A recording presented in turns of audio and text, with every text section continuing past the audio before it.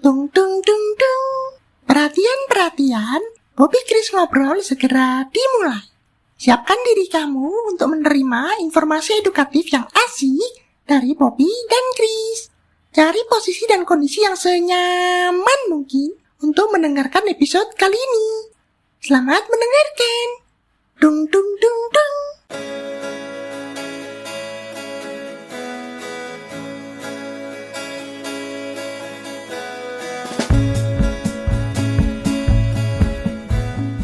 Selamat datang di Omi, obrolan minggu ini.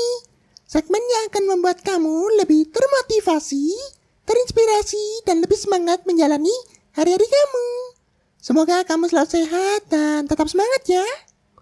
Wah, sudah lama banget ya kita ndak take kayak gini, Chris.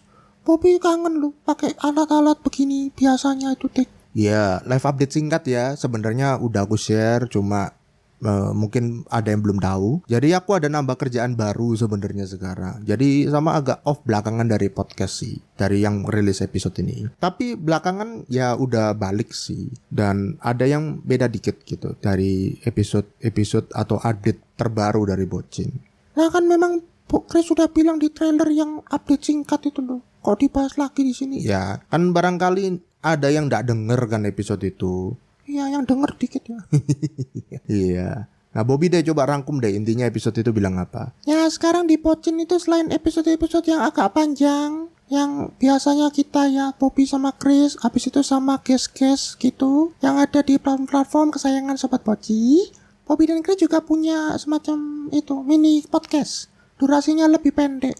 Nah, biasanya di bawah 5 menit dan itu update hampir tiap hari. Yang dibahas macam-macam sih, tapi ya pokoknya inspiratif, edukatif ya, seperti gayanya Bobby dan Chris lah. Jadi ada Chris, ada Bobby kayak biasa. Itu ada macam-macam platform sih, jadi cek link aja di deskripsi ya. Satu tambahan lagi, mini podcast ini lebih ke original sih audionya. Kalau yang rekam seperti ini kan ada editan-editannya lah, tambah sound effect, tambah opening, closing gitu. Di mini podcast tadi yang nggak sampai 5 menit tadi, itu tanpa editan, sekali take. Jadi kalau Sobat Boci mau dengerin yang lebih orisinal gitu ya, ada background suara lainnya dari Bobby dan Chris, ya bisa langsung cek aja di deskripsi. Nah, episode Tommy kali ini mau bahas apa, Chris? Oh ya lupa, agak lewat ini, Chris telat ngomong. Iya telat upload lebih tepatnya. Ya sebelumnya buat Sobat Boci, Bobby mau itu minal minul. Bukan minal minul, minal aidin. Oh, pokoknya gitulah, pokoknya Bobby nggak tahu, masih kecil. Ya, panggilannya yang betul gitu. Masa kalah kamu anak kecil aja tahu. Oh, ya pokoknya maaf lahir batin, selamat hari Lebaran buat Sobat Boci yang merayakan. Ya, sama dari aku juga, maaf lahir batin, minal aidin, wal faizin. Buat meskipun aku tidak merayakan ya, tapi tetap liburannya merasakan juga sih. Nah, Bobby mau tanya Chris, kok maaf-maafan itu kok ada perayaan sendiri gitu? Tiap hari kan ya bisa maaf-maafan. Ya budayanya kan tadi beda server Bobby, budayanya beda, kepercayaannya beda sama mereka yang muslim. Sebenarnya ya ndak harus nunggu momen tertentu aja sih. Kalau ada dan merasa salah ya minta maaf aja gitu loh. Oh gitu. Mumpung masih liburan ini, suasana Lebaran Idul Fitri. Nah, kenapa ndak bahas minta maaf aja? Oh iya bener juga, pinter Bobby. Nah dibahas aja yuk. Aku pernah baca sih dan belajar soal minta maaf ini. Ya ndak sih, ini memang settingan aja openingnya kayak gini. Aduh, ya jangan dibilang gitu kan. Mesti kan sering buka kartu. Jadi ndak asik nih openingnya. Maaf. By the way, Chris udah belajar apa ini soal minta maaf? Minta maaf kok dipelajari.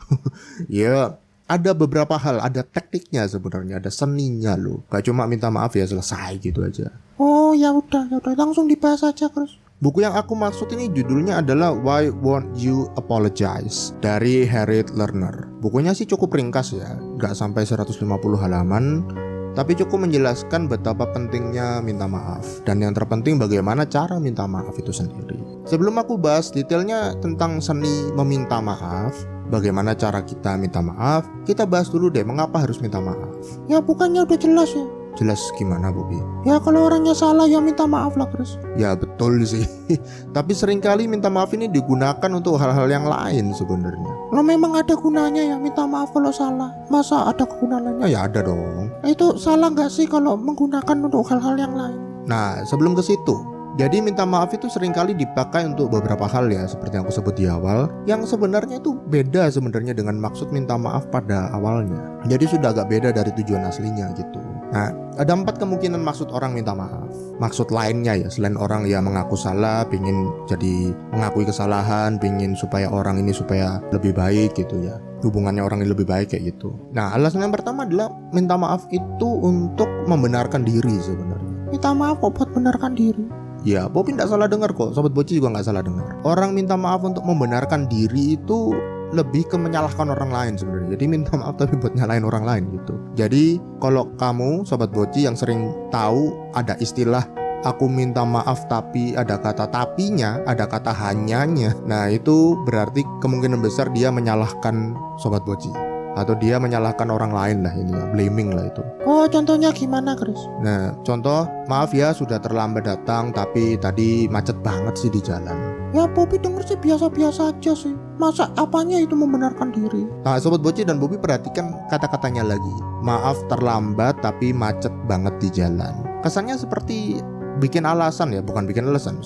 Kesannya seperti itu mengarahkan sebuah alasan untuk menyalahkan keadaan dan membenarkan dia bahwa ya telat ya karena itu gitu kan. Ya tapi kan memang keadaan macet terus kejadiannya gitu, ya masa kita bohong? Nah bukan masalah bohong ndaknya Bobi. Maksudnya begini, macet memang sebuah kondisi yang di luar kontrol kita ya. Kita nggak bisa ngontrol itu macet, nggak lampu lalu lintas, bukan kita yang kontrol gitu. Nah tapi menggunakan itu sebagai alasan untuk membenarkan diri terlambat itu bisakah gitu? Masa bisa pakai itu jadi alasan untuk membenarkan diri karena supaya dia terlambat? Ya enggak sih. Kalau dia minta maaf ya seharusnya enggak usah dikasih alasan. Ya kalau dipakai alasan kesannya kayak enggak tulus gitu. Nah, Bobi udah tahu tuh. Lerner menjelaskan bahwa minta maaf itu harus tulus dan ikhlas dari dalam keinginan diri sendiri. Nggak perlu dikasih tambahan alasan, nggak perlu dikasih tambahan kenapa kok dia harus begitu. Tapi kan kadang-kadang orang perlu supaya orang itu lebih yakin. Ya benar sih. Cuma Lerner menjelaskan bahwa di bukunya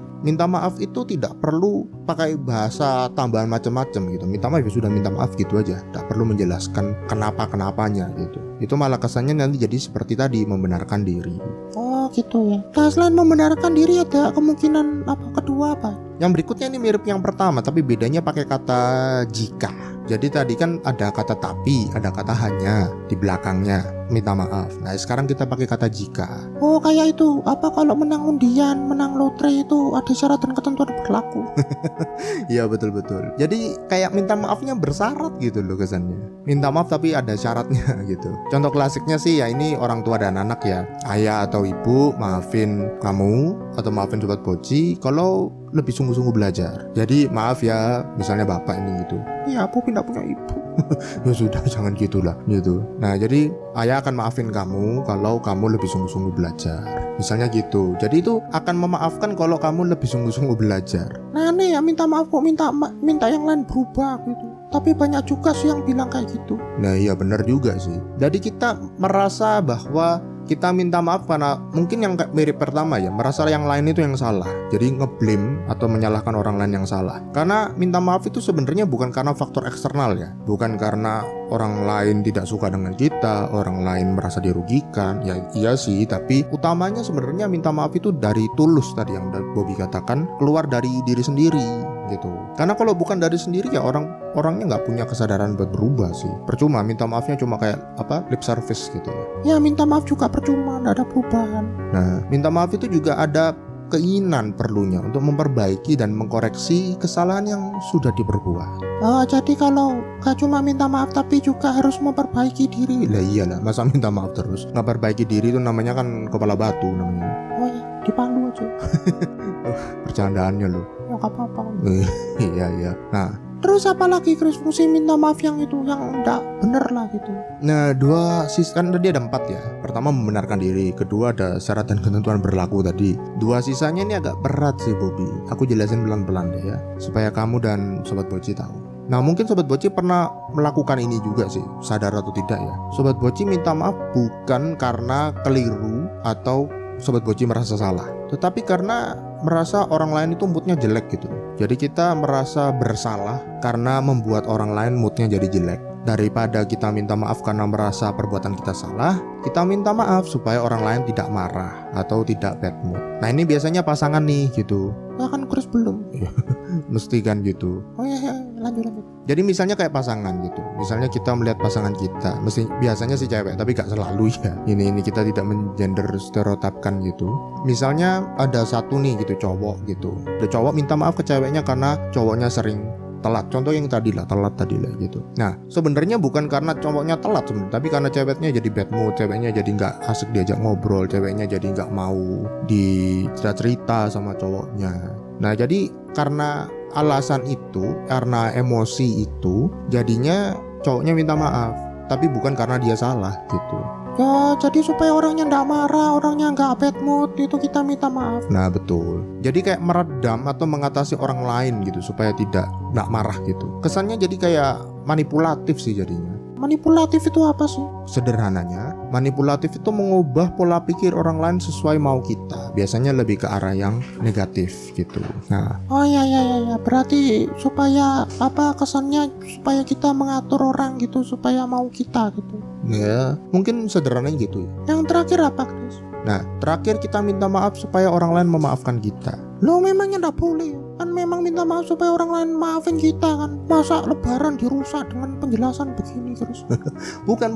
Aduh kan kebiasaan kan. Dengerin dulu sampai habis. Memang kita tahu ada namanya manusia ya, pasti tidak luput dari kesalahan.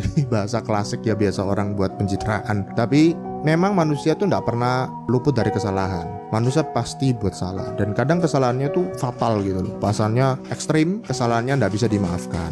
Nah, kita memang merasa salah, lalu kita minta maaf.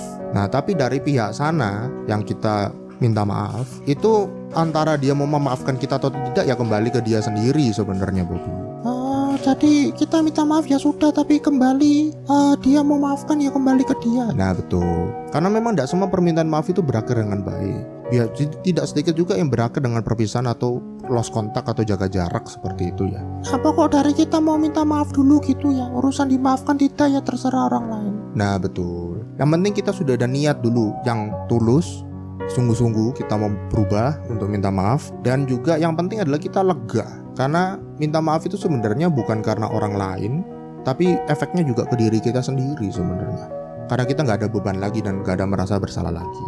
Nah berarti minta maaf yang tulus itu tadi jangan pakai tambahan kata-kata tapi jika, lalu ada niat perubahan yang baik dari diri sendiri, sama satu lagi ya jangan selalu menuntut maaf kita pasti diterima orang lain gitu.